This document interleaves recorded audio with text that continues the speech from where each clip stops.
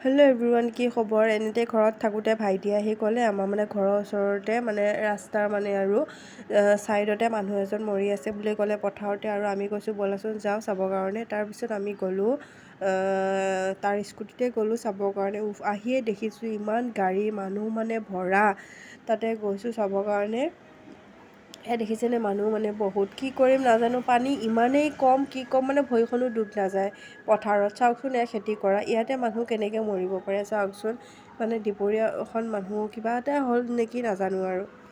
তাৰপিছত আহি দেখা পালোঁ, কিন্তু আমি যোৱালৈ মানে মানুহজন প্ৰশাসন আহিলে। তাৰপিছত ডেড বডি নিয়া গাড়ী আহিলে, গাড়ী তাত উঠাই দিলে, আমি দেখা নাপালোঁ। তাৰপিছত তেওঁ মানে অলপ আগুৱাই গ'লোঁ, চালোঁগৈ। আৰু কি ক'ম মানে মানুহজনৰ কোনোৱে নাই, ল'ৰা ছোৱালী নাই, বিয়া পতা নাই। তাৰপিছত মানে পুলিচটোৱে কৈছে, মোৰ এইটো কাৰণে ইমান ভাল লাগিছে, কৈছে মানুহজন হিন্দু হয়। কৈছে মৰাৰ পিছত ডেড বডিটোনো কি আছে, হিন্দু মুছলিমৰ কথা নাই, আপোনালোকে নীতি নিয়মখিনি কৰি মানুহজনক বিদায় দিয়ক। ইমান ভাল লাগিল কথা।